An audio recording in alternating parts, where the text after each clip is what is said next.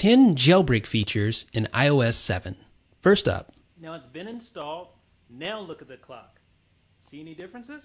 Live Clock. Now, of course, we have Live Clock on our iOS 7 device.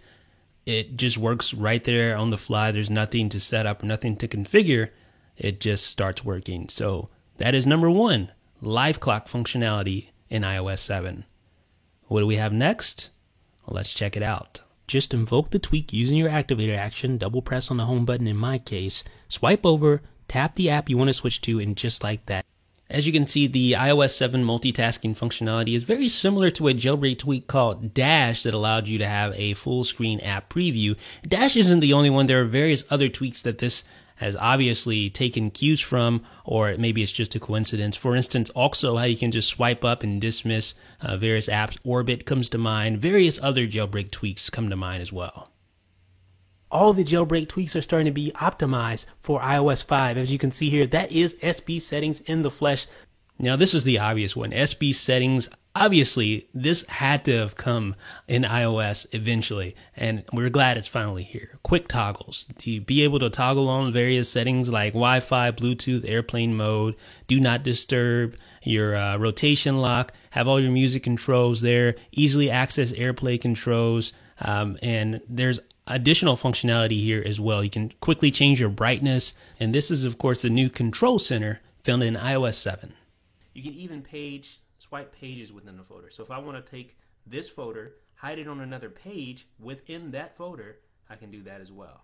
That was Folder Enhancer, but there are other jailbreak tweaks that allowed you to do similar things. Here I'm running Live Paper. It is a jailbreak app that allows you to have animated wallpaper. That was Live Papers. That's a jailbreak tweak that you can download from Cydia. If you go into the Settings app in iOS 7, go to Brightness and Wallpaper, go to Choose Wallpaper, you should see the new Dynamic Wallpaper option. There are actually 2 dynamic wallpapers included with iOS 7, and this allows you to have sort of an animated wallpaper. Actually, if you move your device around, you get more of an animation effect there as well. So a very nice feature found in iOS 7. And then last but not least, we have Tab Plus. One of the things that's always irked me about Safari on a stock device is that you could only open 8 tabs at once. Well, obviously the team behind iOS 7 realized this was a huge limitation, and they have now eliminated that arbitrary 8-tab barrier, and now you can open up as many tabs as you possibly could want. I have just been opening tabs all day long, and it seems like there's no end in sight. I don't know if there's an actual limit, but if there is, it's pretty high, as you can see here. But this one is much faster. It is called Fast Blur Notification Center, and you can tell that blurred effect on Notification Center, well, yes, indeed, it has made its way to iOS 7, as you see here. That is the blurred Notification Center. It looks really good when it's over some color on your home screen, for instance. You see how the icons are kind of blurred out in the background. You can still faintly see them. It's just a nice effect and adds some character to the Notification Center. It doesn't look so bland as it used to look. What's up, guys? It's Jeff with iDownload Blog. Let's talk about Bulletin. It is a jailbreak tweak that allows you to do this. Access your Notification Center right from your lock screen.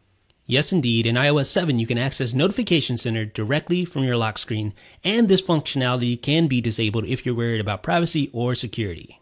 As you can see, all you do is swipe from the left to the right to get back to where you were.